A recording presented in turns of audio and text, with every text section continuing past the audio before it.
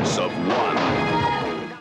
What Happened forces Jennifer O'Neill into black belt action with Chuck Norris, Phil Wallace, Clu Gallagher, Ron O'Neill, and one whole city's police force. One of them could stand 10 feet away and dust him off with a piece, right? Unless the killer hit before they saw him. I mean, an expert in martial arts, hand-to-hand combat. Somebody who could kill with their bare hands and not leave a mark. A force of one. It starts with a routine search. It ends with a trail of bodies. We got smack, we got coke, we got uppers, we got downers, we got acid, we got pot, we got angel dust. We got it. I think some guy was falling. The junkies are having a field day, and the cops are out in force. But in this business, you need eyes in the back of your head. The bruise is so deep that there was internal hemorrhage. In other words, they strangled in their own blood. Lieutenant, there's an epidemic going on. Whoever did this is as good as dead. The whole essence of what we do is a philosophy of discipline. A force of one. A blue steel force that beats out the bad guys' guns and knives. A force of one. He's got to make his next shot his best shot because he doesn't get another chance. A force of one. He hears the silence. He sees the darkness. He's the only one who can stop the killing. Jennifer O'Neill, Chuck Norris, in A Force of One. I just realized, what are we calling this podcast feed? I think we're going to be calling this the Last of the Action Heroes podcast show. This is kind of exciting because this is like the inaugural new channel or a new project on this ever-growing network. So without further ado, let me introduce Michael. And Michael, tell us who you are and what your show on this network is and it's going to be. Yeah, I'd be happy to, Ryan. My name is Michael, and I just recently joined the network, and I'm very happy to do that. My podcast is called Hard for Justice, a Steven Seagal podcast. And as you'd imagine, we're focusing on Steven Seagal. We're going to be watching all of his movies, preferably in order, and reviewing them. Me and my buddy Matt look for us on the network. Yeah, I'm really excited to have you guys on. Getting a Steven Seagal podcast on the network is absolutely very exciting. I'm giddy. I can't wait to hear what you guys have to bring to the table, and I hope to guest on at least one or two of your shows. Absolutely, yeah, that'd be great. I'd like to usurp my power and authority over the network and assert myself into a variety of shows. No, just kidding. I'm really excited to talk Steven Seagal. He is a character. Let's just say he's a character. Yeah. And if there's like a specific episode or a movie that you want to join us on, just let me know. Well, I can't wait to talk about the films that he's not in. Meaning he's on the marquee, but he's not. Right. He's not in the Executive Decision. No, I mean he doesn't fight anymore. He's at the point in his career now where it's painfully obvious that there are other people fighting for him in the shadows when it comes to the action sequences. Okay, I haven't seen those yet. That sounds great. Well, it's down the road. It's not in his early films. The first one he did was Above the Law. That was his first film. That was Skinny Seagal. Yeah, and I thought the movie overall was pretty good. I mean, for his first one, because I think he co-wrote it. But yeah, I thought it was enjoyable. I love Seagal's movies back in the day, and it'll be interesting to hear as the podcast progresses to hear his career decline. So it'll be an interesting discussion. Yeah, we'll need more and more alcohol as the episodes go on to get through them. So. Well, that's what he does, so it works out for both. Exactly. All right. Well, this is exciting. So let me explain what this is for first-time listeners. So as everyone on this network knows, listeners of this network knows, we have a variety of podcasts on this network. We've got a Bruce Willis podcast, a Dolph Lundgren podcast, a James Bond, of course, Sylvester Stallone films, Steven Seagal, and now we have Arnold Schwarzenegger as well. They've joined. So at the time of this recording, I'm shaking hands and signing on the dotted line with the Arnold Schwarzenegger podcast called 6 Degrees of Schwarzenegger. They're great guys, and I'm just excited with the stuff that we're doing. But what this Last of the Action Hero Podcast Network show that we're doing now is going to do is we're going to still review films from these great action heroes of the screen that aren't a part of these major feeds. So there isn't right now, for example, a Chuck Norris podcast on this network. So we're going to take it upon ourselves to review a Chuck Norris film. So the inaugural episode of this feed is the Chuck Norris 1979 film, A Force of One. Now, have you ever heard of this movie before I assigned it to you, Michael? I have not. No, I have not heard of this film either. What is your experience regarding Chuck Norris before watching this film? To be honest, I don't know that I've ever seen one of his movies before this one all the way through, like bits and pieces. And I've seen one of my old exes was a Walker Texas Ranger fan, so I was forced to watch a couple of those. But so yeah, this was like kind of a new experience for me to see him in action on the big on a movie.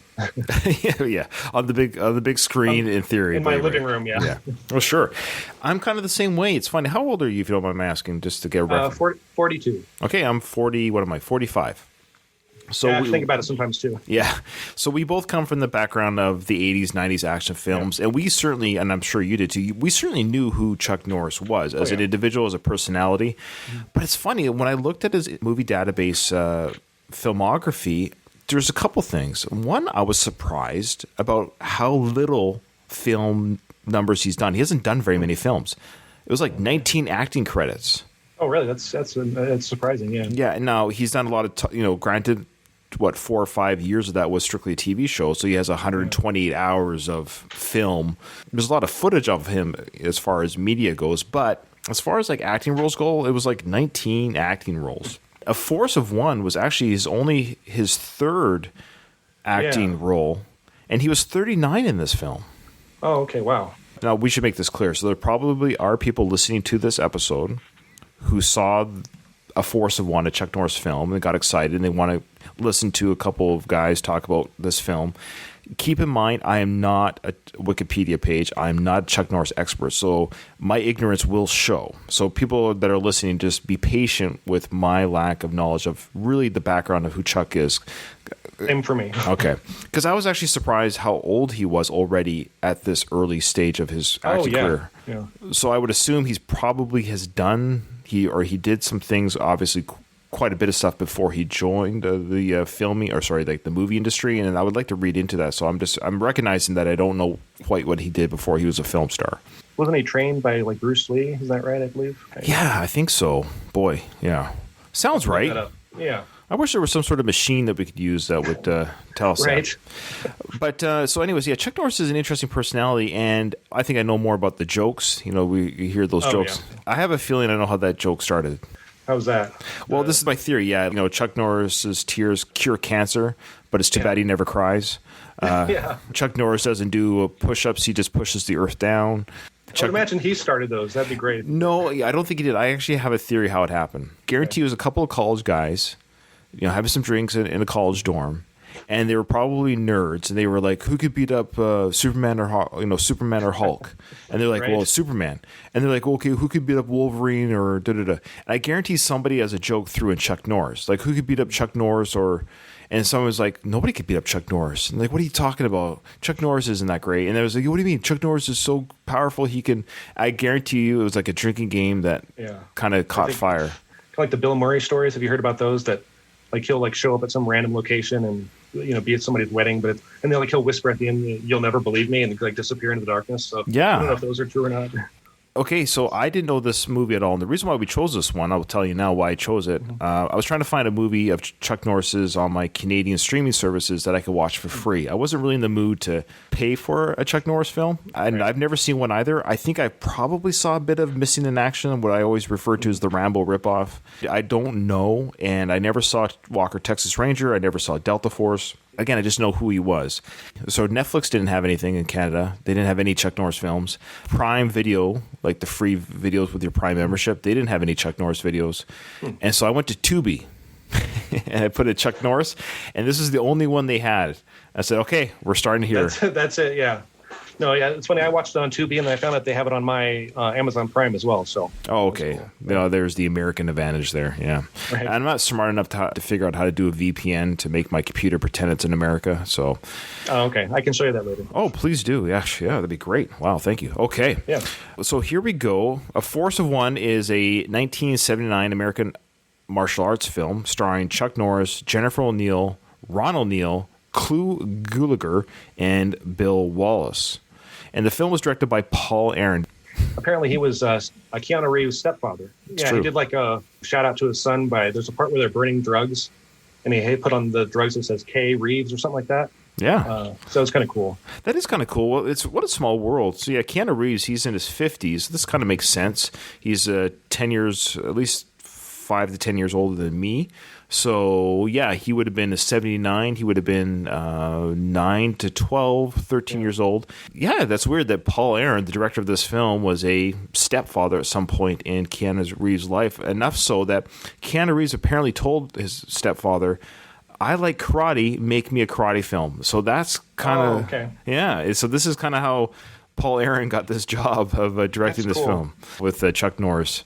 Now, in the 70s, karate was not world, or at least North American, known the way it is today. That's all we see in the Jason Bourne films and Black Widow and of course John Wick, Matrix, even the hand-to-hand martial arts, especially the MMA now. But there was a time, the 70s in particular, where martial arts was and karate was seen almost like mystical, almost kind of like so foreign that it was almost magical. Yeah, it seems like that's the way they treated it in this movie. Or like one of the cops said his son had saw it and, it was all fake or something like that. So it's kind of weird. I didn't realize they had that view of it back then. Yeah, and it does play on the screen. And you couldn't write this film for many reasons. You couldn't write this film today the same way because people would be like, the dude does karate. What's the big deal here? Why is this such it's like a superpower in this film? Yeah, it is. I think it's hilarious. Okay, so we'll get to our thoughts on it. But it was also written, though, by Oscar-winning writer Ernest Tidyman. Yeah, and apparently he wrote it because he wanted to buy his mother a house. I love that. Interview. Yeah, I love the idea that he recognized this movie probably not the strongest writing he's ever done because he wrote Shaft and The French Connection, for example. So he wrote some stuff that that was good, but he's like, yeah, sometimes a paycheck's a paycheck. Oh yeah. He was looking after his mom, so that was good. And that was Ernest Tidyman. Okay. Of note, though, Jennifer O'Neill, fascinating character, person in real life. She married, I think it was 8 or 9 times. Oh, wow. Okay. Yeah, she was married 9 times to 8 different men. So she married one man twice. What else has she been in? Because I know she got top billing over Chuck Norris in this movie, which was interesting. Well, it was only Chuck Norris's third starring film, but Jennifer O'Neill, I think she was a model. I think she was just a little bit more in the public eye at this time compared to Chuck Norris. But I will admit, she's kind of in it a lot. Yeah, that's true. Yeah, and I guess she'd be a bigger draw. It was still an interesting choice putting her in front. I mean, before this, she was an established actress. Certainly had way more acting credits. I'm just looking really quickly here. Looks like about 14 to 15 more acting credits than Chuck Norris at this time. So I think she was more substantially known. She would by a lot, I don't think. Yeah, not by a lot. She was a little bit older than. This came out 79, and she would have been she was 31 when this film came out. So she was 31 in this film, whereas Chuck Norris was 39. Typical Hollywood age difference in this film between the two stars. So yeah, so she was good in it, but I just can't believe she was married 8 times. I know I was married once, and that was enough for me. I'm on my second marriage, my second and last marriage. There you go. One of her husbands, Nick DeNoia, he was murdered in 87 by one of his former business associates. That's crazy. And also in 82, 5 years before her ex-husband was murdered, O'Neill herself suffered a gunshot wound. That's, interesting. She shot herself. Okay. She doesn't know how to use weapons very well, and she shot herself because her husband, her 5th one at the time, not in the house when the handgun was discharged. But so everyone was cleared it was an accidental shooting. Now, speaking of accidental shootings, kind of a side note about Jennifer O'Neill, she was in a TV show called Cover Up. It was a action-adventure television series that aired just for one season. But her co-star, John Eric Hexum, he was a young, handsome, up-and-coming TV star. And speaking of accidental shootings, he was playing with a prop gun, and he was playing Russian roulette with the prop gun while he was waiting between takes and shot himself in the head because the squib from the blank punctured his temple. That's crazy, yeah. Then something similar happened with the guy from The Crow. Brandon Lee. Yeah, was there something with a prop gun that... A prop gun killed Brandon Lee as well, and I was under the impression there's some conspiracy theories about that. And then Brandon Lee's a film star, though we definitely will review a couple of his films on this channel. Maybe we'll save it for the Brandon Lee discussion. Yeah. But speaking of Jennifer O'Neill, though, she sounds like bad luck. Anyone that touches Jennifer O'Neill either gets divorced or killed by her. Right. So, all right. Well, she was good in this, though. She was fine. She was good. Her name in the movie was Amanda Mandy Rust. Chuck Norris's name was Matt Logan. So that's kind of the background of this film. It did well at the box office. It cost $2.5 million to make, and it made $23 million worldwide. That's not bad. That's 10 times the budget. So it made money, kind of establishing Chuck Norris a bit of a film star. When you look at the poster before you saw the film, what did you think this movie would have been about? Look at this poster. You want to describe the poster for the audience and then what you thought this movie was about? It has Chuck Norris inside like a white triangle, and the triangle's kind of hovering, and he's like inside it doing like a meditative, sitting down doing a meditative pose. And then it has like the 3D letters, a force of one coming down from the bottom. What does it say? He hears the silence. He sees the darkness. He's the only one who can stop the killing. It definitely sounds like he has some sort of, or sounds and looks like he has some sort of supernatural powers.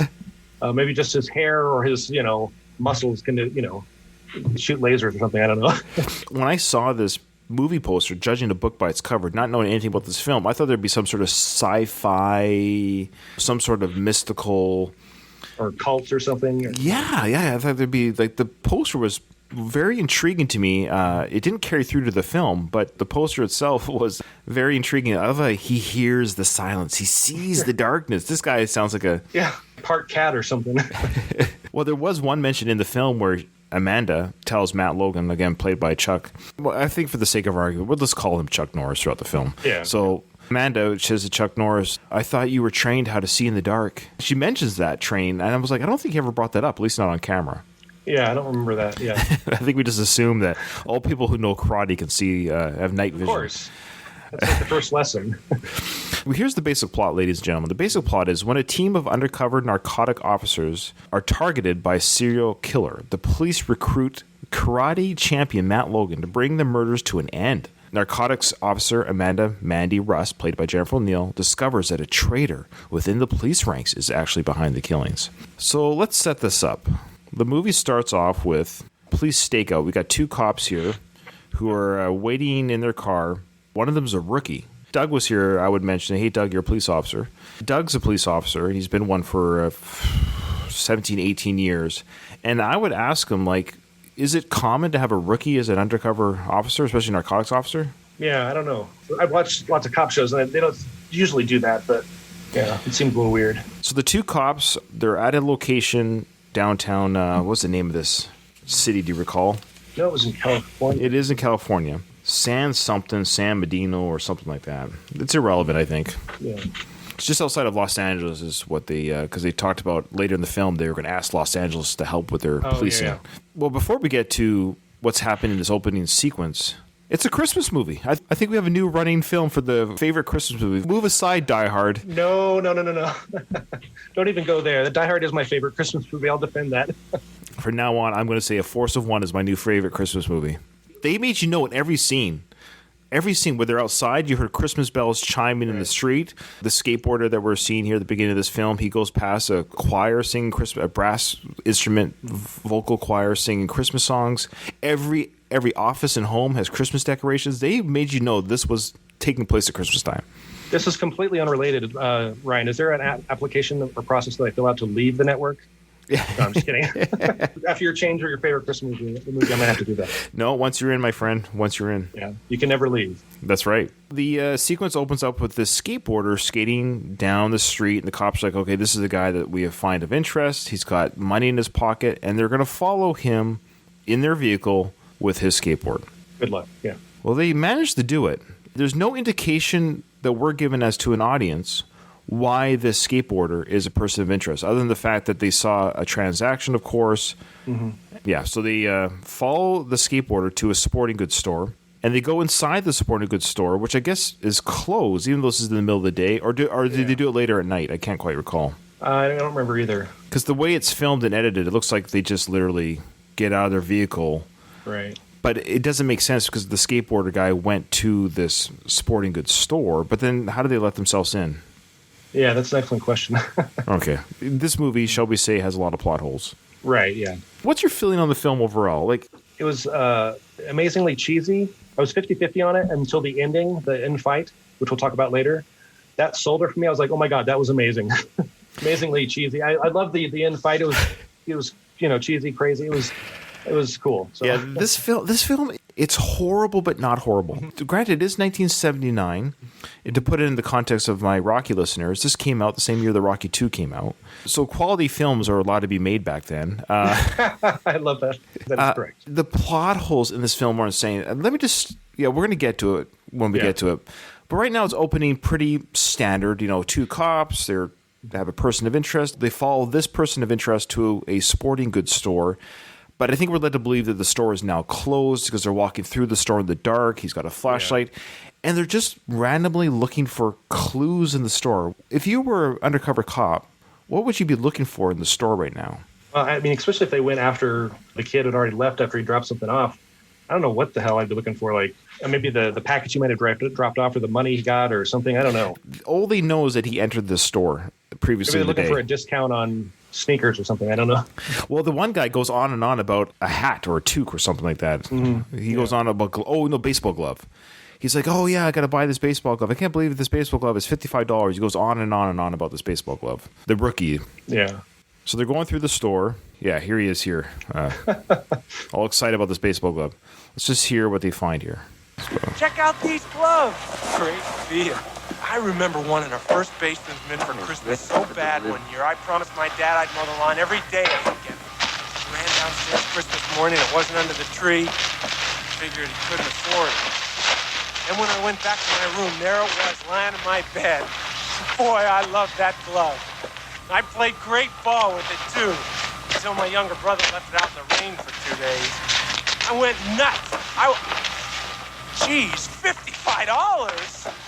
Who the hell can afford to buy their kid a leather? So there he is going on about this glove. So in the background, we hear the rookie cop going on about a glove, and he promised his dad he would mow the lawn all the time if he got a glove. But the senior cop... I didn't catch this the first time, but now I'm understanding what's going on here. He saw a jacket on display, but it was still in plastic. So everything else is not in plastic. So why is this jacket in plastic? So he takes the plastic off, cuts the down of the down vest, winter vest jacket, to look inside because he thinks something might be smuggled inside. Yeah, I totally missed that as well. I didn't even notice he did that with the jacket because then they mentioned later that they found goose down feathers on their bodies. So right, yeah. We'll talk about their competency as a forensic team in a sec. So they're in this darkened store. The senior cop thinks he's found something. Does he find anything? Let me just see if he... I don't think so. I'm telling you, Murph. Okay. I don't know how I missed that the first time. I missed that too. I don't know. Yeah. You know what it was? I think I was paying attention to the kid going on about his glove. That I actually missed what the senior cop was doing. I'm not going to lie to you. Isn't that funny? The senior cop found crack cocaine in a plastic Ziploc bag inside the... seems like a really long and difficult way of smuggling drugs. Sewing inside of store jackets. That's not something Eddie Bauer usually does, I don't think, on their jackets. Well, maybe they should with the prices. There you go, exactly. This is an odd way to store drugs. So they're smuggling drugs. So there you go. We find out that they're smuggling drugs, these people, through the sporting goods store, through their equipment and what have you. Mm-hmm. Okay, so they're in the store. They found this out. It's dark. He's got the evidence he needs. But there's a masked man in the store who basically just drops out of nowhere. He kills them with his karate. Let's just get down to it. His karate kills him. His karate powers, yeah. Here he is here. He kicks him to the gut. Then you see him here, the karate guy, the masked karate guy, kicks him one kick to the gut, and then he chokes him and suffocates him. In about 3 seconds, he kills him. And then he kicks this other guy in the chest, the other cop, the rookie cop. Then he pounds on his back with 2 fists. Then he lifts him up, and he also strangles him. I think he breaks his neck maybe here. It's more like some kind of wrestling as opposed to karate. It's kind of, So he kills the 2 police officers in the sporting goods store.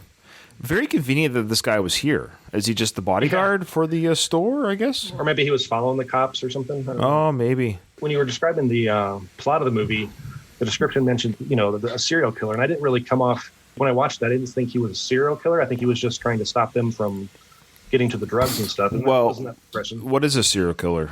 Well, yeah, I see what you're saying. Yeah, after whoever kills, I don't know, you have to kill like 3 or 4 people, or not sure what the exact definition is. I'm just going to see what the actual definition of a serial killer, to qualify to be one. Yeah. Okay, so a serial killer is typically a person who murders 3 or more people.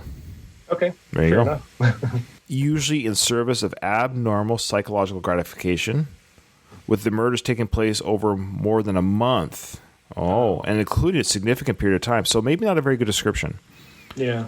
Plot made it, the description made it seem like they were hunting a serial killer when they were just going after drugs and so forth. But. Well, the kill count in this film, it's not that low, but it's not that high. But I think this individual ends up killing, at least on screen that we saw, like our characters in the film, 5. Okay. Yeah. The first 2 now are these 2 undercover cops. Okay. And then they're pulled out of the harbor. We're just led to believe he dumped them in the water. There's the one body there on the right, and then the other body. So they pulled him out of the harbor. And let's listen to what this captain, he's hilarious. Let's listen to what he has to say about this discovery. Just what the hell were you guys doing? Son of a bitch, I don't know. You tell me. I sure as hell don't know. This captain is the most inept captain. He's very caring of his, but at the same time, he is constantly perplexed about what's going on.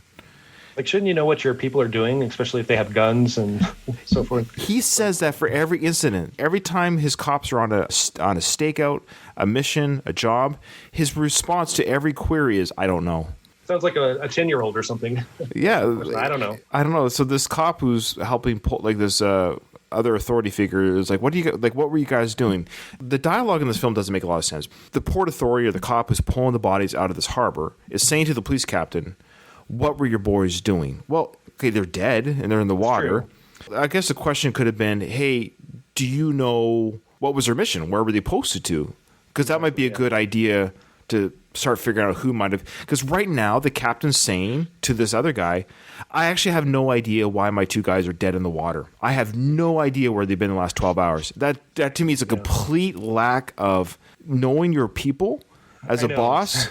If you work at like a paper company or something, that's one thing. But if you're a cop, you kind of want to know what your people are doing and who they're following, and so. And that affects the whole film. Yeah. Nobody knows where anyone is. So as of right now, not only do they not have any leads, they actually don't know that they knew to stake out a skateboarder at this point, or they should have called it in saying, hey, we saw the courier guy go to the sporting goods store. We're going to go check it out. They checked it out without calling it in. So now they're dead. And they have no idea what part of the city they were killed in before they were dumped. Yeah, I think it's great. It sets up the movie perfectly. Thank you. And I just want to make sure our listening audience, if you guys want to, please pause this episode, go watch this on Tubi or Amazon Prime for free. I don't recommend buying it. No. But we'll try our best to, it's always better to see the film before you listen to the episode, but we'll try to play it out for you here and there so you know what's going on. Let's get to the next day at the undercover narcotics team. They have their briefing now. They've lost 2 members. That's huge. There's only like 7 or 8 guys on this team. Yeah. 2 of them have just been killed. Let's check out their discussion about this. 2 experienced narcs end up in the bay with their throats crushed. Nobody here has even a smell of what was coming down. That's the captain talking. Did you go through their files? First thing, there's nothing there. Oh, shit. Shit. The captain asked the question, did you go through their files? Funny enough, the guy that answered we didn't know this when we first saw the film, but the guy that answered the question is the corrupt officer. Yeah, so you guess trustworthy. You could argue that maybe he did go through the files and got rid of the evidence. Yeah. But still, the captain should have known where they were going. It should have been called in. So the undercover narcotics team has 1, 2, 3, 4, 5, 6 people that are alive still. 2 of them have just been killed. So they had 8. They're down to 6. Mm-hmm. And one of them is the female, Amanda. It's kind of cool that for a 1979 film, they have a female undercover narcotics officer playing. Spoiler, she pretty much solves the whole case on her own. That's true. So they have a medical examiner here. He's wearing his white doctor jacket. I love this. And he's showing x-rays of the cops. And he describes how they were killed. You got to hear this. Okay, Harry, what do you got?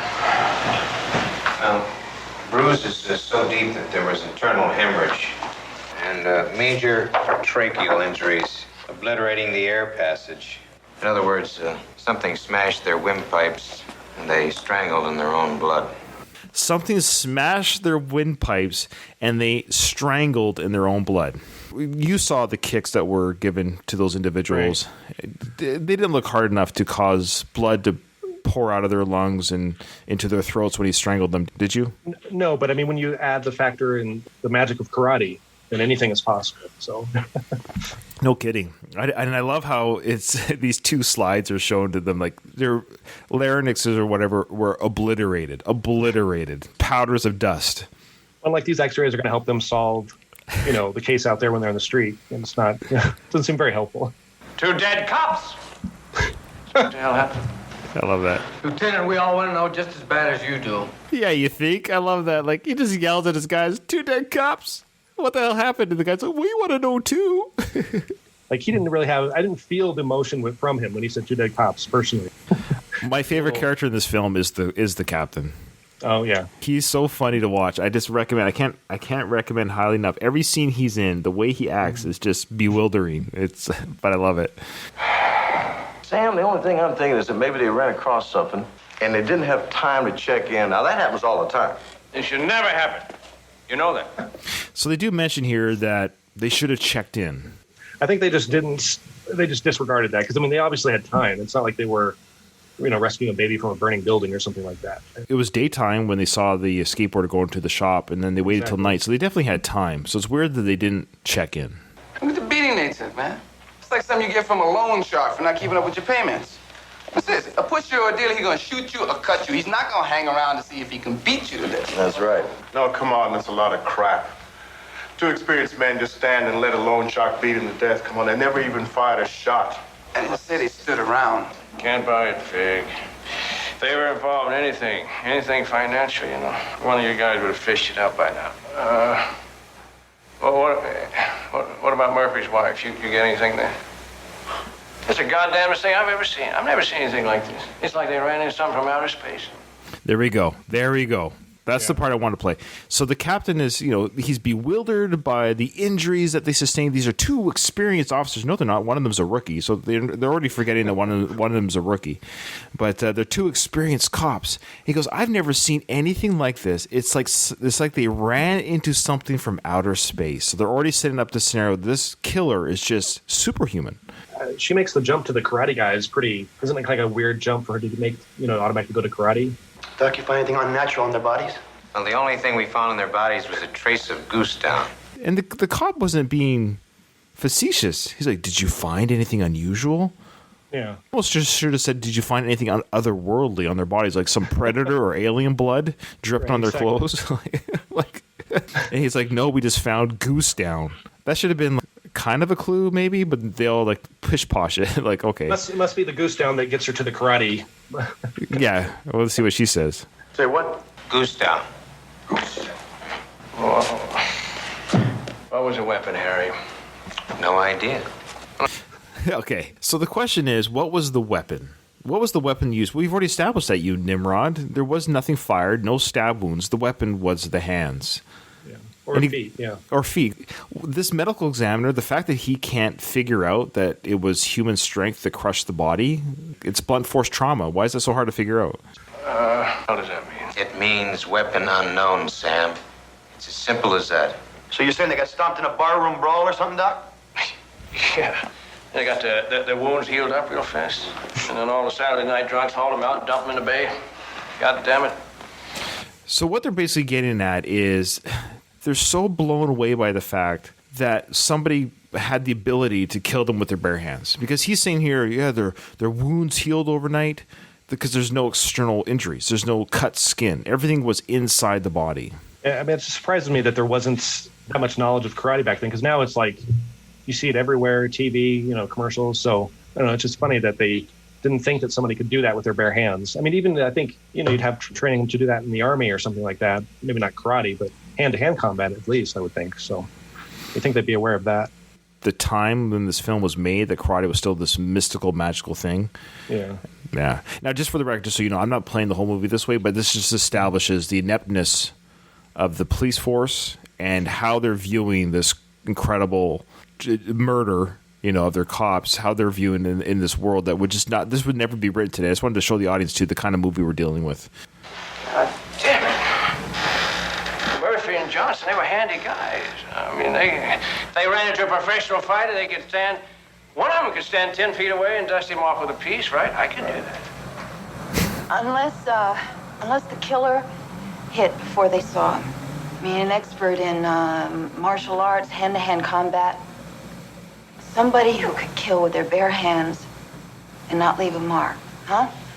She's got something, Lieutenant. Maybe it's one of them karate weirdos like in the movies. So there you go, karate weirdos like in the movies.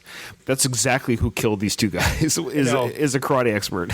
She solved it in like the first 10 minutes. So, and I have to say, after your comments on the captain, I'm gonna have to watch it again because I see like a new depth to the captain or lack thereof. So I'm gonna have to check that out. Yeah, wow, second viewing.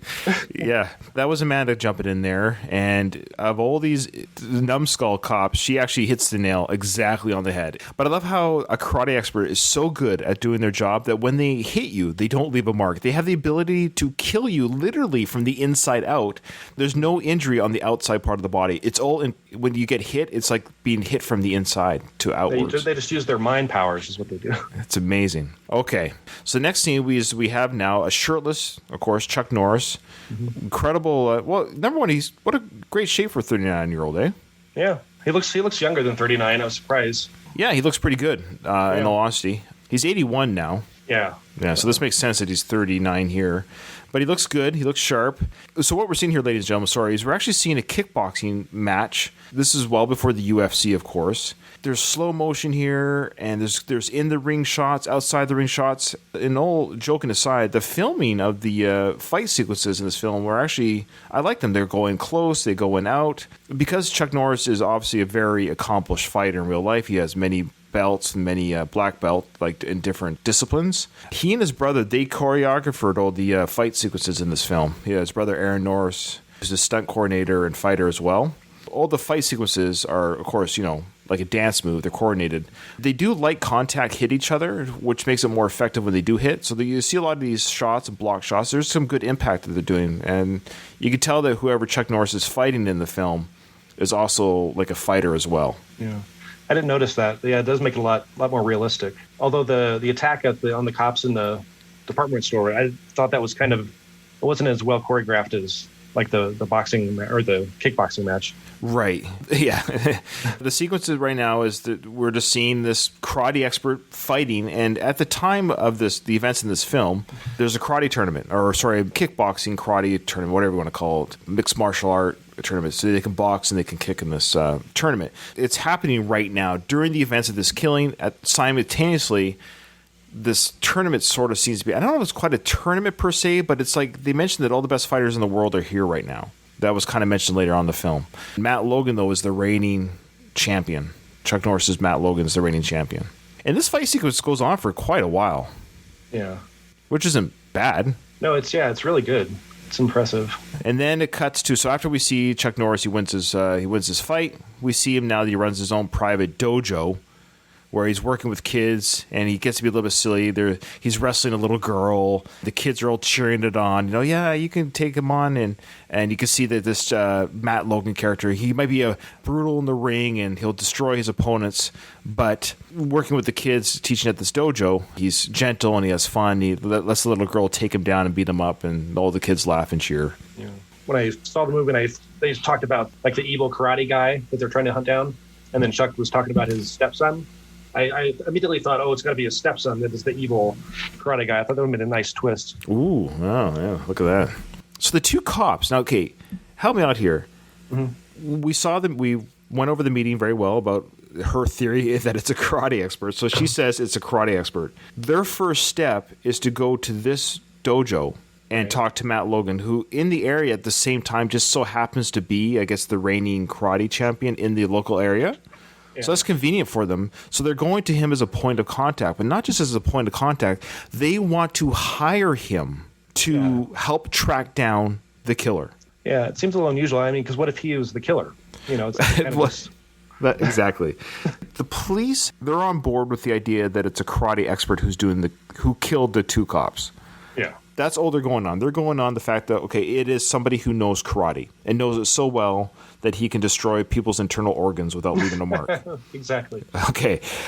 Their thought process must have been, we need to consult with a karate expert. Then the next conversation would have been, this wasn't filmed, it should have been, but the next comment should have been then, well, gee, who is the best karate person in our local area? Well, they probably went to the phone book and looked up karate expert and saw his name. Yeah. No kidding. Said, well, it just so happens Matt Logan lives in our city. He's the reigning champion, and he lives in our city. Let's see if he will help us with his knowledge about karate work, tracking down somebody that killed our men with karate. Is that basically what we're... Yes, that sounds like their train of logic. I can't believe an Oscar-winning author wrote this storyline. Yeah, I actually told my girlfriend I was going to write a letter to the Academy and saying that Chuck Norris should have gotten the the award for acting for this. Yeah, no kidding. It's a really awkward scene because the two cops are there, the female cop, Amanda, and somebody she works with, and they don't even talk to him there. We just assume they probably say to him, hey, can you come to the police station? We need your help. Listen to what the captain, I love the captain. I'll never get enough of him, but listen to what the captain says to Matt Logan here. This is how he tries to get his help. Until you have proof that the killer's a karate man, Lieutenant, I'm afraid I can't help you. You could train my undercover people, Mr. Logan. Right now, I hardly have time to even train myself, Lieutenant. I've got a big fight coming up. Well, look, about three and a half months ago, our little California city here started to become a pusher's heaven. The captain basically says, we need your help to track this guy down. And then Chuck Norris's response is, well, you need to give me more evidence that he's a karate man. What more evidence do we have to give you, Chuck? The guy destroyed 2 cops from the inside out without leaving a mark. What more do you need? What more evidence? Well, and I love the fact that he goes from that to, you need to train my men to do karate.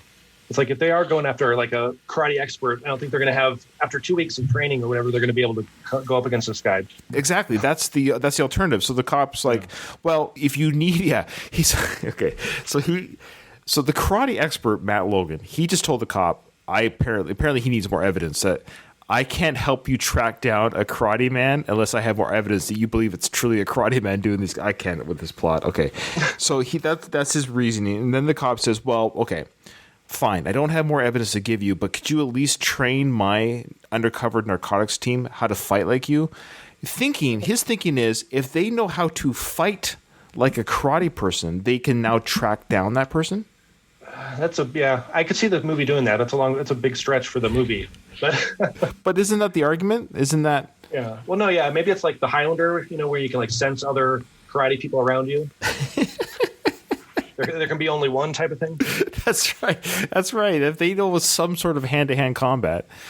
The captain says, well, before you say no, let's just show you what we've got going on here. So they take him to the evidence room. Like you're saying, this is the burn boxes that they're going to burn the drugs in. And this burn box will come in later into the film.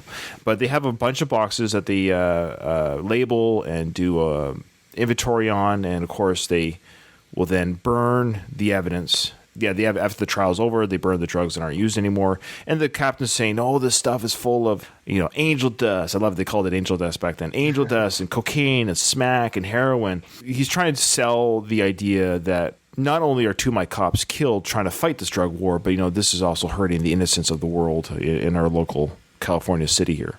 So that wasn't enough to convince Chuck, though. So now Amanda has a trick up her sleeve. So she's going to take Chuck to a whorehouse. Which I love how after the visit, Chuck's working out, and then he just gets these flashes of the visit, and then he flips the switch and he's on board. He's like, let's go. Yeah. He ties on like the red bandana and he gets Sorry, I skipped ahead. No, that's fine. No, that's a great little montage. So yeah, before they get to the whorehouse, they have a conversation. The police cruiser on the way there, Chuck reveals a little bit about his past. Look, I don't need to be shown what life is like on the streets. I've lived on them all over the world, and it's the same everywhere. My son was an addict. His mother was hooked when she got pregnant. How can you not get personally involved if your own wife and son No, she wasn't my wife. Just a girl who brought her 7-year-old son in to take karate lessons, because that was more important than anything else in the world to him. Charlie didn't know his father, and she wanted him to have someone to look up to. He used to walk all the way to the studio, all by himself, just to watch and ask me questions. There's a nice little story here about this kid named Charlie who now works at the dojo with Chuck Norris. But not just that, he's officially adopted this child, who's now an adult, because when something happens to this kid, we see that his name was actually Charlie Logan. And what's pretty, I would say, risky or different back then, but we find out that Charlie's black. We assume that he married his mother before she died, because he referred to him as his wife. Yeah, that's true. So this kid was actually interested in karate, so the mother took him to karate to help discipline her child, to be, and they fell in love. It's actually a nice little backstory that he married a black woman, which was not common back then in the 70s for a white man. And she was an ex-drug user. So credit to Matt Logan for being forward-thinking and exactly. They go to the crack whorehouse. You recognize the operator at the desk there? Yeah, Police Academy. Yeah. I had to rewind it. It's like, is that him? I can't remember his name now. It's like... Yeah, he played the captain, I think, at the Police Academy films. Yeah. Or one of those ranks or whatever. Yeah, he was the captain. G.W. Bailey. That's right. So I don't think we really hear him talk in this scene, but of course, he's calling to say, hey, there's some cops here at the crack house. They go see this girl. She's 15 years old. She's about to sleep with a John. They kick the John out, and then the drug dealer comes in, and the pimp comes in saying, hey, what are you doing? Get out of here. And we see a little bit of karate action from Chuck Norris as he disarms him with a knife, and they knocks him on the bed, and they handcuff him to the bed to be arrested for a later time. Like you were saying, though, the next that we have is, just like you said, where he's like sweating out the thoughts of the day, getting like a montage of what he just saw 10 minutes ago. He's like, I'm on board. Let's do this. In my opinion, they should have just had him on board from the beginning. It seems, I guess the backstory works and why he switched board, but it seemed like in 10 minutes in the crack house and he's on board. That's all it takes? Yeah, I guess. My question is, what does he think his plan of action is here now? Okay, so now he's on board. Now, how is he going to find the guy that killed? Yeah, I mean, I don't know how he would do that. And I could see the movie going to a place where, like, he examines the bodies or the bruises and he can recognize the punch from, I recognize that indent, and if that's a fist of somebody else or something, I don't know. I don't know how he would imagine doing that except using karate powers or something. First course of action, actually, is that he's actually going to train the officers. Which, again, I think is ridiculous. So he makes a phone call to Amanda saying, yeah, I'm on board. Tell your people I'll teach them. Be here tomorrow at noon. He's going to teach them. And his secretary walks in like, what, you're going to teach these people? Well, what about your fight? Because this tournament's still going on, right? Yeah. His secretary looked familiar, and I looked her up on IMDb and I couldn't find anything, but she looked very familiar to me, so I don't know if she just has one of those. I don't think she's done too much. I looked her up too, and she's just kind of looks like that. I think she just looks familiar because she kind of looks like the standard girl of the time look. Her name was Harriet in the movie. Yeah, her name is Lisa James, and in real life, not that it matters, but she doesn't even have a Wikipedia page, so I don't think she did too much in the industry. I don't think she married 8 times. Right. So she goes on to say you've lost your marbles because now you're going to betray these cops, which is going to interfere with your championship defense fight. Charlie gives him a piece of his mind too. So this is where we see Charlie for the first time, and we're like, oh, that's his son, Charlie. That's what he was talking about. He's got a date with you. No, he's got a date with the entire Santa Madre police force. Man, what about your training? I'll manage. Sparky's training harder for this fight than any other fight in his career. And he's going around telling people that you won't last 3 rounds against his kicks, and you'll manage. So now he's brought up Sparky. Now, Sparky is the #1 opponent to face Matt Logan for the championship fight. He has yet to qualify. There'll be a scene later on in the film which he does qualify. The actor that plays Sparky in this is real-life fighter Bill Wallace. Yeah. He was actually John Belushi's bodyguard in real life, and he discovered Belushi's body after his drug overdose, which I thought was kind of interesting in Small World. He was 34 when this film came out. This was his first film. He kind of did the same thing as Chuck. They're both, looks like the same kind of discipline of fighting. He's ranked right now 10th Dan black belt Soke. So he only has 1 discipline that he's black belt in, only 1, whereas Chuck has a few. Chuck Norris is a ranked 10th degree black belt in the Chuck Norris system, the Chungkuk Do. I would hope so. Yeah. He's also 9th degree black belt in Tang Soo Do, 8th degree black belt in Taekwondo, 8th degree black belt in Kyoko Kushin Budokai, 5th degree black belt in karate, and 3rd degree black belt in Brazilian Jiu-Jitsu, and a black belt in judo. So a few disciplines, good for him. But I love how his highest degree is his own method, but that's okay. Yeah. Bill Walsh is another ripped kind of looking guy, and I went on YouTube, and he's apparently got one of the fastest kicks. Oh, really? That's cool. Yeah. Real life fighter. He's undefeated in his full contact karate records, 23 wins, 0 losses. That's pretty impressive. Yeah, 12 by knockout. He had professional fights from 74 to 1980, so 6 years of professional fights. He was a middleweight world title holder, and he never lost a fight. That's what you do to go out on top. Yeah, no kidding, eh? He's still around. A lot of YouTube videos on him. Kind of, I guess, spoiler alert, if you haven't watched the film yet, Sparky, the guy that's #1 fighter to fight... Well, actually, we'll get to it. We'll get to it. So the next sequence is we have 2 more cops from the 6 that are remaining. Orlando and Bishop, was that their names? I believe so, yeah. They're at some sort of like multinational festival. One of the cops is dressed up very... You wouldn't do this today. He's dressed up like a spaghetti western looking Mexican. Yeah. Because he is darker skinned. So for him to fit in undercover at this multinational festival, he looks like a 1900s Mexican from Mexico City. And his partner looks like a cowboy.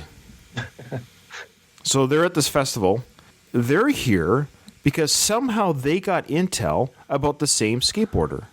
Yeah, it seems like some of the story is missing there. We're led to believe they don't even know why the other 2 cops... Like, as of right now, the cops don't know who killed the first 2 cops, where they were killed, only that it was a mystical, magical karate expert that did it. That's all they know. This info? Who gave them this tip to go here? Exactly. You know? We don't find out how they know to go to this. Listen, not only are they so certain about the information, they dress up for it. They know that this handoff of drugs and money is going to be at this location.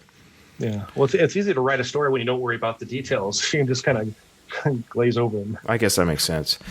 So lo and behold, the same transaction takes place. Skateboarder skates away. They follow the skateboarder to the sporting goods store. And again, don't have time to radio it in. They don't radio it in. They haven't told anyone in the department the leads that they've received. So they're working together as a team, but this partnership has not shared any of their information to their progress on how they were able to get this information to their team. No, that would have made the movie a lot shorter, I think. Oh, okay. Fair enough. Now the skateboarder goes into the sporting goods store. It's daytime now. It's business hours. The 2 cops didn't wait till nighttime. Give them credit. They walked right in to see where did this guy go. Again, how they know this guy is a drug runner, it's never established, but they were right to follow him into the store. They're walking around the store pretending they're customers, and then they go into the storage room. They went in there, and they're looking for evidence. So they're like, well, if this drug runner went to the store, maybe there's evidence in the storage room of something to miss, right? And they discovered the wax. Oh, right, yeah. The red wax. So, ladies and gentlemen, basically they discovered this wax, hot wax, where they figured, well, let's listen to it. Wax. Oh, yeah. It's coming. He explains what the wax does. I can't believe how he came to this conclusion. It actually doesn't make sense. Coke. Put it in here with this wax. So he's whispering, suppose you take 6 kilos of Coke and you put it in here with this wax, he goes on to say. And you melted it down. And you put it in smaller containers, and then later on you can melt it again, and the Coke would come right to the top. Yeah. He's saying you take a big pot of melted wax, dump a bunch of Coke into the wax, ship it into smaller containers, then melt it again, and the Coke floats to the top. Is it still in the plastic? Wouldn't the plastic melt? I would think so, and that's very specific, what he's detailing there. And how does the Coke just float to the top? Is it lighter, I guess, than the wax? And why is it how is it floating undamaged to the top? I don't think it could. It seems like a bad plan to me. Yeah. You'd have some bad Coke on your hands. So that's how they figure they're doing the drug running through cotton down jackets and melt it into wax. Okay. So the next sequence is they train the cops we see 1 day of training. They show them how to disarm people with guns, with knives, and... I'd argue when you're being trained by Chuck Norris, you only need 1 day, really. Yeah. There you go. There you go. That's all you need, yeah. That's a good point. They only needed 1 training session with Chuck. I do like during their training sequence, though, Chuck and his partner, they do like a little show in front of the students. I took my kids to karate a few times, and I find instructors always do that. They always want to kind of put on a show of look what we can do, that maybe one day you too can learn. They kind of tease them with the knowledge that awaits them if they stick around with the program. Yeah. Yeah, I did karate back in the day, and I think I made it to yellow belt, and I was like, that's enough. Sure. So during the class, Chuck and Amanda, they kind of start to have feelings for each other. They kind of connect. Chuck sees more in this woman. He's like, there's something about this girl.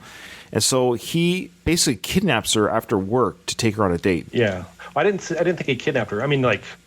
accosted her? Accosted her, yeah. Yeah. He sneaks up on her in the dark and says, you're coming on a date with me. We're going to watch a karate fight. I haven't tried that technique personally, but... Yeah, I don't know. I think girls like that. I think they like being... Right. Be scared in the dark, sure. They go to a karate fight, and the actual karate fight they're watching is Sparky fighting for the chance. So Chuck says that whoever wins this match that they're watching will face me for the championship. And again, we're kind of treated to, as an audience, we're treated to another little kickboxing sequence, and we see how good Bill Walsh is in real life because we're seeing his range of motion, his quickness, his build. He's a very imposing fella. Yeah. I enjoyed seeing them at the end, too, fighting each other. Did you, at this point, figure out who the killer is? No, I didn't. Yeah. At the beginning, I thought might have been his stepson. Oh, so you're still going with that theory? Not at this point. I abandoned that once I met the stepson in the movie, once I saw him, because he just wasn't big enough and everything. But yeah, I definitely didn't suspect this guy at this point. Yeah. So spoiler alert, there, guys. Sparky, he's the basically he's the muscle for this outfit, and he's the one that killed the. We forgot to mention back at the sorry. We forgot to mention the two cops that went into the sporting goods store and discovered the wax. They too were quickly destroyed and killed by by Sparky. Magic Karate Man. So now we're led to believe like this same man who can destroy 4 cops with a couple hits will be facing our poor hero in the ring for the championship. So that's how deadly this guy is. Coincidentally, yeah. Yeah. But we don't know this yet as an audience, and of course Chuck Norris doesn't know this yet. And they go to I guess there's some sort of soiree or dinner party after this fight. It's to show that all the fighters, they're still friends regardless of the fact that they fought each other. And she brings like a dinner party dress. So she was ready to go for this thing. I guess she must have been told there's going to be a little get together after the fight. Yeah, she probably kept it in her purse or something next to the gun, so she's ready for anything. I can kind of see why she's married 8 times. She's a pretty woman. Yeah, definitely. I want you guys to hear the acting by Billy Walsh. He's definitely a better fighter than he is an actor. So there's a little bit of play here between Chuck Norris, his date, Amanda, the cop, and Bill Walsh, or Sparky, his future opponent at the drink table. Let's take a listen to that. Kiss your time goodbye, big boy. Will, Steve. Mandy Russ, Jerry Sparks. I told you about him. You don't look like a cop. What do cops look like? When you're through with basic karate training, why don't you call me? I will. As soon as I think of something to call you. That's the end of round 1. Let's go get something to eat. So he's like, when you're done with basic karate, referring to Chuck Norris, come give me a call. And then Chuck goes, that's enough of round 1. Takes his date away. The acting here is so stiff. I know. I would argue that Chuck Norris's karate is better than his acting as well. I would say that's a fair argument. So this is your first time watching Chuck act on screen full time. I'm sure, like you or me, you saw the Expendables 2 movie. Yeah. So that was the most Chuck I've ever seen, and I will say that his acting has not improved in the last 30 years. No, and I think the main reason is he doesn't have to improve. Because he just has the name Chuck Norris. You go to see him kick ass, not win an Oscar for crying over a grave or something like that. He's a man of few words because he doesn't want to... Exactly. He actually had quite a bit of lines in this film. He just literally does not change his tone for any scene. No. So big moment coming up here. Their way of finding out who the killer is this is what they're going to do. They are going to go to every single karate store, gym, and they're basically going to ask, are you the killer? That's what they're doing. I don't know how else they could do it, to be honest with you. But it seems like there's going to be a lot in the California area, whatever town they're in. The 2 cops that were killed in storage, they now have been discovered. They were taken back to the festival. So wherever the sporting goods store was in relation to the multinational festival, they have now been put back there and redressed back up in their costumes. Oh, okay. I see what you're saying. Yeah, it doesn't make any sense why they would do that. Why what is his name, Rusty or? Yeah, so Sparky. Yeah. So we know he's the killer. So think about that. He kills both of them in the storage room, waits until the dead of night, puts them back in the... That seems a little serial killer. That's the serial killer. Yeah, yes, I think that's where it's serial killer stuff, because then he puts the balloons in one of the guy's hands. So that's where you get a little bit of that kind of like, this is like right here. See, he's got the balloons. The dead man has the balloons in his hand. and they're back in their costume, but the white guy's now wearing the Mexican sombrero. Yeah. Yeah, so Sparky was already a little bit deranged when they hired him for this. Yeah, he's a little bit nuts. He's a little bit crazy. Okay, so now they've got 4 dead cops. So, 2 down, 4 to go, right? And the other method they have is they have 2 ways to find out who the killer is. One is to go to every dojo and say, hey, is anyone here a killer? Sorry, there's 3 ways. My bad. There's 3 different ways. One, is everyone here a killer? No, we're all good. Okay, the other way is to interview everyone with a skateboard. Right, which I don't know if you saw the pizza delivery guy on the skateboard. That's actually Chuck Norris's son, I think, Michael.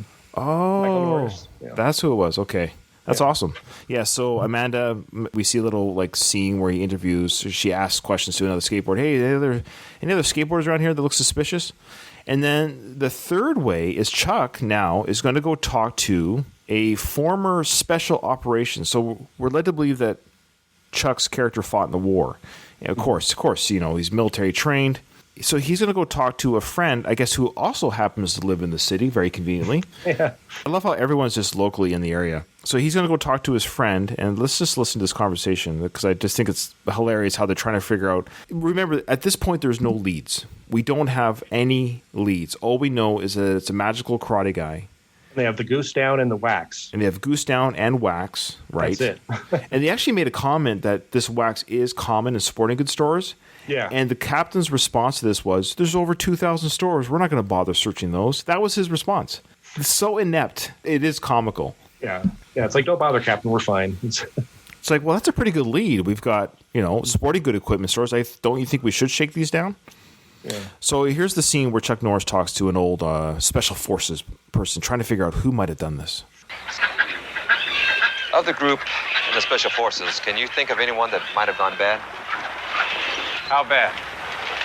Drugs? Murder? As bad as that? You, me, Bill, Bob, Sparks, George Williams, maybe 50 scattered through the forces. All right, so we get a little background there that Sparks was a part of this group. Yeah. I did like how they're called it like a karate killer. That's the moniker they've given this guy, the karate killer. Is he killing karate people, or is he somebody? Exactly. Yeah, it's not a very good moniker. It doesn't make, in the English language, it can go both ways. He's killing people that know karate, or he is one who kills who knows karate. Or he's killing the very essence of karate, the heart of karate. That's right. He's killing the name brand. Like, hey, this is bad for karate. He's killing it. Exactly. Or in a good way, he's killing it. He's killing it. Yeah, exactly. So I have no idea if this is good or bad now. Yeah. Exactly. So this guy's like, there's probably 50 people scattered through the forces. I guess they're all locally. I mean, this is a hiring program they must have done in the city. Exactly. We were all half of them killing there. business, but murder. So he says there, we were all in the killing business, but not murder, which I thought was a pretty good line. Yeah, I like that. Then Chuck goes, well, think, Alex. Like, come on, give me a name. Well, think, Alex. Anything at all could help. So he has no names, but this is such a weird conversation. Like, I'm actually in the military. I'm in the Navy. I can only imagine I'm retired, let's say, and I have an old friend come up to me and says, look, man, we got somebody who's killing like a sailor used to kill. He strangles them with a fishing hook. And I'm like, or an anchor. He smashes anchors on their heads. Is there anyone in the Navy that you could think of that would think, oh, I don't know, everybody? Like, we all have mental health issues. I don't know. All of us could have done this. What would you call him, like sailor killer or something? Yeah, well, yeah, I would have called him like a Navy nemesis. There you go. I like that. Now, Charlie, he goes to the gym. He has a conversation with one of Sparky's ex-opponents that we saw in the ring. Mm-hmm. So they're all just kind of friends and what have you. Now, Charlie has not been a part of this investigation at all. He knows less than we do. Yeah, he knows less than the cops do, which is saying a lot. Yeah. So he talks to one of the opponents, and somehow he gets it in his mind that Sparky is a suspect. Why? I didn't catch that. I mean, I thought going there because he, admired Sparky. I didn't think he actually thought he was the killer, but I could have misread that. No, well, you were reading it like a human. I read into what the writer was like actually trying to tell us, that Sparky was going there because he felt something suspicious was going on, because there was a small comment here that the ex-opponent makes here. See if you catch it. Why Charlie was suspicious of Sparky. Hey, Josh, when you going home? After Matt and Sparks fight, man, I don't want to miss that. What are you doing? Out in the competition or something? Nah, just killing time. Hey, you think Sparky can take Matt? Maybe. Man, he fight like he's crazy. I thought he was trying to kill me. Sparky? Sound like sour grapes to me. Man, if I didn't know better, I would think that guy was really on something, you know? Once you started the scene, I remembered that line, yeah. Yeah, he's on something. So Charlie, I think you're right. At this point, he's just talking. He's like, first he's like, oh, man, I thought the guy was trying to kill me. Don. And then Charlie goes, oh, it sounds like sour grapes, man, meaning like you're just being a poor sport. So he deduced that, with saying he was trying to kill him. It's like, wait, killing? And he's on something. That's what he made that connection and made that him the suspect. Is that That's right. Yeah, he's saying that he's on something like drugs, right. Murder. Oh, drugs are involved. Murder, yeah. It's Sparky. Right. So then he asks for directions where Sparky's working out. And so Charlie on his own, everyone in this film has a really bad habit of not telling anyone where they're going. Exactly. Still, if you're going after a killer, I think I'd want Chuck Norris as my backup. You think so, but he scouts out where this private workout is. So Charlie gets there, and he sees, there's no reason to play it, but he sees that, the cop, Dan Rollins, and also the drug runner who operates outside the sporting goods store, and Sparky, they're all working together. I love the scene where he's trying to get away from Sparky towards the end of the encounter. Like right here, when they're getting ready to fight, it's like, didn't he just run past them? Charlie is caught by Sparky. Charlie's spying on this meeting that's going on. So we all know now the audience is caught up. So Charlie discovers with the audience that indeed we have a corrupt cop, Sparky's the killer, and it's all run by this drugstore guy, sporting goods store guy. Charlie's about to walk away to go tell the information to Matt Logan, Chuck Norris back at the place because there's no cell phone, so he's got to go back. But he's apprehended by Sparky. Let's take a listen to that confrontation. Why did you come? Sparky, you'll never get away with it. Turn yourself in. Turn yourself in, Sparky. Want a chance, Charlie? I'm going to give you one. All you got to do is get past me. Yeah, he says, all you got to do is get past me. Well, you're right. He should just ran away. When this scene started, when I was watching, I literally laughed out loud because the acting was so great. It's horrible. Yeah. They just run the other way. Don't have to run past the huge karate guy. The fight ensues, and Charlie's a very svelte, young-looking kid. Bill Wallace, who plays Sparky's quite a menacing man. Looks quite built and tall. Yeah. They fight in the fish pond a little bit. I think Charlie's going to get away for a second here. Like, he should have ran away here. Are we led to believe in this moment that he is killed or not for the later sequence that we're going to get to? Because it looks like he gets head stomped there.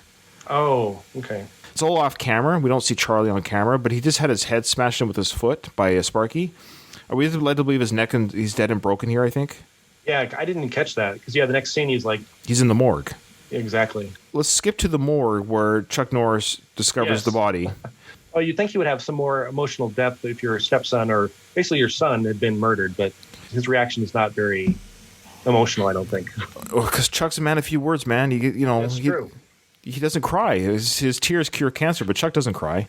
Well, his son was murdered, and he shows no emotion other than the fact that he's going to kill the man that did it. Exactly. But here's the thing. Again, this is maybe years of watching television, understanding medical examinations a little bit better now than they maybe did in 79. So he goes to discover the body, and this is what the medical examiner has to say about that. Found him still in the car at the bottom of San Isidro Ravine. He's shot full of junk, man. Must have lost control. They never lost control. Kid was clean. Well, look at his arm. Tracks. There was a needle in the back seat. Call it anything you want. Whoever did this, as good as dead. Ooh. Okay, I don't have kids, but I don't care how tough you are. If somebody kills your kid, you're going to have some sort of emotional reaction, even if you are Chuck Norris. That's just my take on it. Well, that is emotional reaction there. It's as good as dead. That's a Chuck Norris emotional reaction. Yeah. Now, they said that junk was in his system. Mm-hmm. Now, if he was dead, how's that possible? You can't. There's no blood pumping. That's true. Yeah. And Chuck didn't seem to question why his son had junk in the system, did he? No, he already knows this is all set up. His special forces training has already, right, because he knows his son, and he doesn't believe that his son's all of a sudden a junkie. So the story is officially, this is from the captain, the story is that your son took heroin, went for a joyride, and drowned in the river in this car.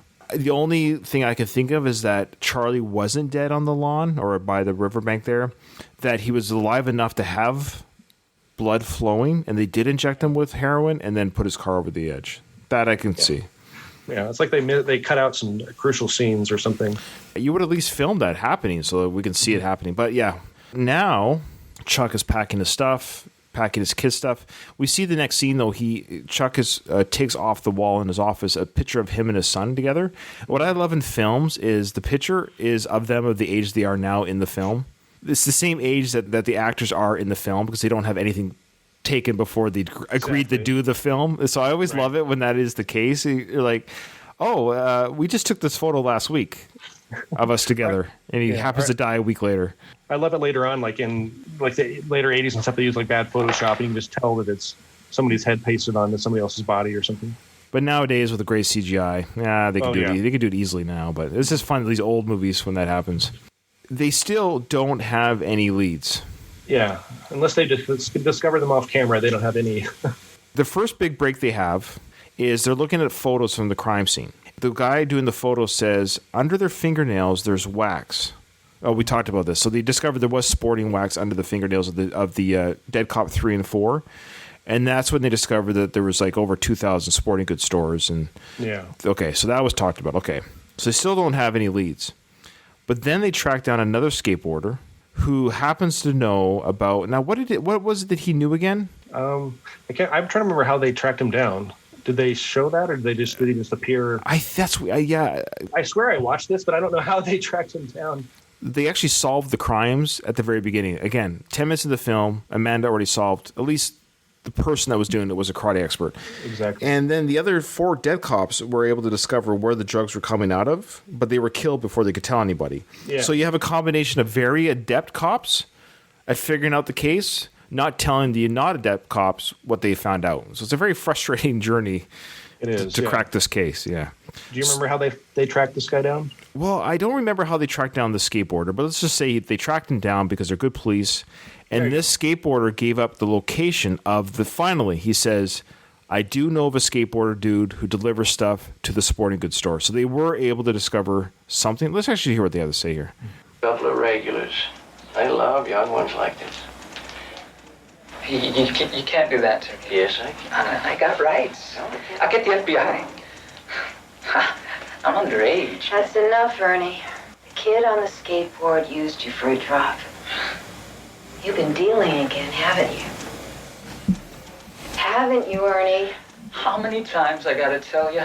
I don't know nobody with a skateboard. Tell us about it, Ernest. I guess they just squeeze it out of him. Yeah. That's all. We don't even hear what he says. They fade out. That's why we don't know, because we were never told. So I guess we're just led to believe he does eventually say, yes, there's a guy that rides a skateboard, and he goes to this particular shop. So Amanda, with her other police partner, they go to the shop to check it out. And the corrupt cop is already there. Yeah. So let's hear that exchange. Dan, what are you doing here? Well, I picked up one of the skateboarders, and he broke when I told him you guys had Ernie down at the station, and he was spilling his guts. And I picked up, I guess, about the same info as you guys, and I beat it right over here, but it's all bullshit. Who's this guy? This is Martin Vigo, the owner of the place who let me in. Listen, I checked this place out. It is absolutely clean. I mean, I tore the joint apart. What about Oh, she says, what about the wax? wax? Any ski wax? Ski wax? Ski wax. Not a scrap. What is it with ski wax? Come on. Amanda, she like realizes that he's in on it somehow, right? I can't remember how she does that. I think it's just there. Or it could be something they didn't tell us, yeah. But for the character, you're right, it doesn't make sense. But I think in that moment, she discovers he's being sketchy. Yeah. And this is the right place, and he's already there. She discovers at this point that they've got the right place. She breaks the case right here. She discovers that it's Dan. Dan, in a later scene, wants to invite her, because now I think he knows later that she's onto him. So he goes, hey, why don't you come to the karate match? Now the Sparky versus Matt Logan match is continuing. Now, why don't you come with me? I love how Matt's still able to fight after the death of his son, you know? I know. Because unbeknownst to Matt, Sparky is the killer. Exactly. But he gets to fight him in the ring here, so that's convenient. It's very convenient. So we'll get to that little sequence. So all this is happening the same night as the fight, I think. Yeah. or the same day as the fight, or within 24 hours. Mm-hmm. Amanda basically discovers that, yes, indeed, Dan Rollins is the corrupt cop. Dan Rollins, and a few hours later, says, "Hey, why don't you come to the fight with me? We'll make a party of it." And she's like, "No, I'm gonna go with Matt's secretary, Harriet." And so Dan's like, "Okay, she's on to me." He sets up a tale to go after her because he was right to do so, because she goes to his house while he's at the game or at the match. So when she goes to Dan's house, lo and behold, in Dan's house, the corrupt police officer is a bunch of drugs. And she's like, "Eureka, he is the corrupt cop. I got to go tell the world." Before she get away, who walks into the house? None other than the King Lord Kingpin dude. She just happened to be there. Yeah. Well, this is where I think Dan told him to follow her. Oh, gotcha. That's my loophole workaround. I actually was doing the film a favor by making that work. Yeah. I do like the ending. It's some of my favorite scenes are in this last bit here. Okay, so to her credit, she breaks the case. Harriet comes in after the bad guy comes in, and they both, the woman together, disarm the drug lord and call the cops. And then we fast forward to the match between Matt Logan and Sparky. And still at this point, Matt Logan doesn't know that Sparky killed 4 cops and his son. No. And he's fighting him in the ring like a legit fighter would fight each other. And they're both fighting that way right now. Yeah. And then he sees something in the eyes, doesn't he? Kind of. As the match is going on, unbeknownst to Matt Logan, it is the intention of Sparky to kill Matt in the ring. Was that stated, or was that? It's implied.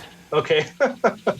Because giving the movie too much credit. Well, we see Sparky. He kind of manhandles the ref and tries to knock him out of the picture. Yeah. I think he's going to try to land a blow that he did on the cops inside the ring that will kill Matt in the ring. Yeah. Like Drago. Right. Yeah. If he dies, he dies. There's a moment during the fight where Matt realizes this fight is going off the rails. Mm-hmm. This guy, like his other opponent had said to Charlie, I feel like, again, it's implied, but it's in the eyes of Chuck Norris. He goes, "I think this guy's trying to kill me in the ring." And and then he really looks into the eyes of Sparky, which he knew from the Special Forces, don't forget, right? Yeah, exactly. Oh, we forgot to mention there was a previous moment in the film where Sparky tried to kill Matt Logan beside the restaurant. Oh. And he was wearing a mask at the time. Yeah. Yeah, and that's when he sees the eyes, and then you see them in the ring here too, I think. So he recognized, like, I can't believe it. Sparky was the killer. He was the one that wearing the mask. And here he is in the ring. So he's recognized the eyes in the ring now as the same killer eyes that he saw in the alley. There you go. Mm-hmm. Yeah, and so the cops come. They arrest Dan Rollins, who's at the arena. I love the scene where, like, I think it's one of the guys is running away out by the ring, and Matt, like, kind of does this kind of half-hearted kick. I don't know if it's at Sparky or at the corrupt cop. It just made me laugh. Yeah, there's a lot of... So the cops take down Dan Rollins. Well, I love how he just hops in a police car later. Yeah, he tries to stop. Sparky commandeers a car. Matt Logan tries to stop him, but gets away. And then, now Chuck Norris gets into a cop car, chases after Sparky. Long story short, they have this incredible showdown. Which I thought was amazing. Just the music and the echoes of the punches and everything was hilarious to me. So Sparky has left the building. They've chased him to the hideout where Charlie was killed. He grabs a box of smack and heroin and cocaine, a crate of it in his hands here. That's what he went to go back. He feels about $1 million worth of smack and crack. Mm-hmm. So not all the evidence got burned from earlier. So he takes that into the car, and Matt Logan stops him with his vehicle, the police vehicle. They smash into each other. They get out to have the fight that you're talking about. And you're right, these sound effects, people can't see this, but the whole fight is in slow motion. And here's a little sampling of the sound effects of the slow motion fighting and grunting of the fighters.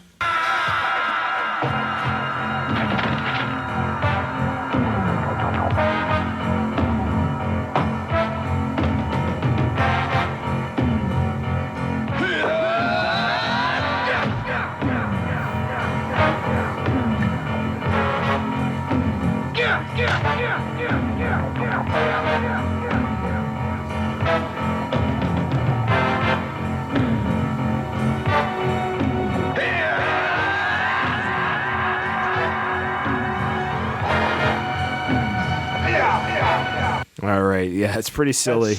That's great. Like I said, that's when I kind of not really fell in love with it, but fell in something, I don't know, it was that's kind of sold me on the whole thing. I was like, that's pretty marvelous there at the end. That's beautiful. I love it. It's beautiful. I loved it too. and he's about to go in with the killing blow.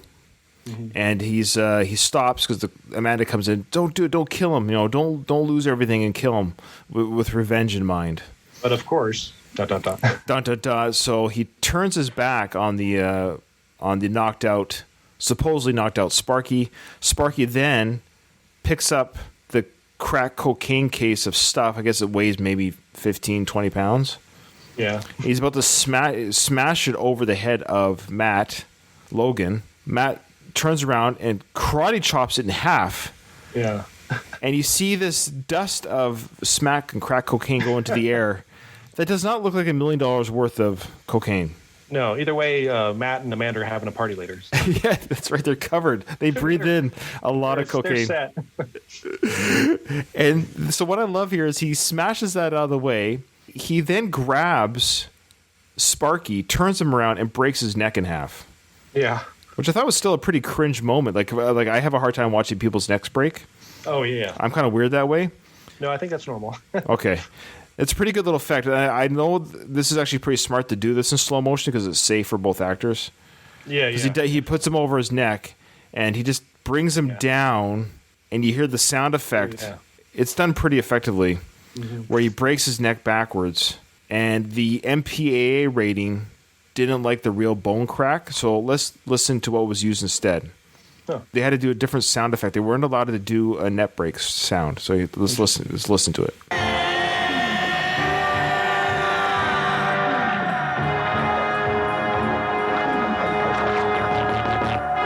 That right there.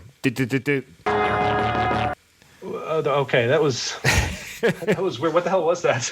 That sound. That was the neck breaking sound that they had to overdub. They weren't allowed to do the neck crack sound at 79. Interesting. Yeah. Well, I kind of appreciate that because I don't like hearing that, but still, that's a weird sound. So he kills Sparky. Like you said, he's good as dead. And he killed him as promised by a force of one, Chuck Norris, Matt Logan.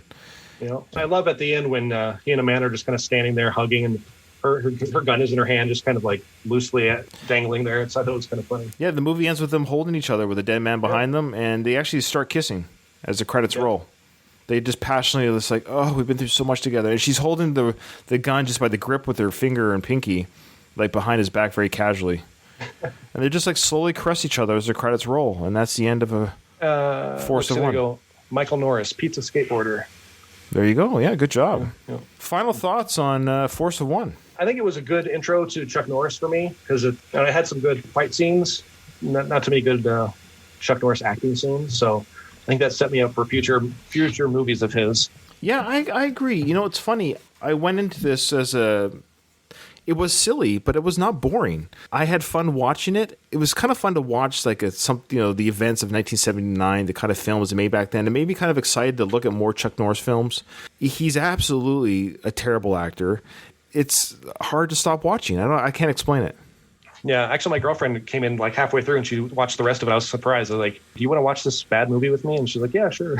Yeah, it's bad, but it's watchable. Yeah, it's hard to explain. Guys, if you've listened to this far and you haven't already, even though we've spoiled the story beats for you, we haven't spoiled the viewing experience. Go back on Tubi or Amazon Prime in the U.S. and A Force of One, starring Jennifer O'Neill and Chuck Norris. Nothing else. Watch the end fight scene. That's great. That's very true. All right, this has been an absolute pleasure with you there, Michael. Yeah, I appreciate it. It was fun. Tell us again where people can find you on the network and what we expect from you. Yeah, we just started our podcast. It's Hard for Justice, a Steven Seagal podcast. You can find us on Libsyn. We look forward to seeing you out there. All right, awesome. Thank you, and thanks everyone for joining us on our inaugural last of the Action Heroes Podcast Network series where we review films from those people that aren't the heroes of the other podcasts that strictly do those films, if that makes sense. Does that make sense? I'm trying to make it sound like I wrote something. Yeah, you think? Okay. I think our audience understands. So we don't have a Chuck Norris podcast, so we're just going to go ahead and review Chuck Norris films. Stand by for our next episode on this feed, on the Last of the Action Heroes podcast feed, where I am joined by Craig from Slycast and Kendrick from Where There's a Will, There's a Way, and we will be reviewing the best of the best film. Another one I haven't seen, so looking forward to that. All right, man. Thank you so much.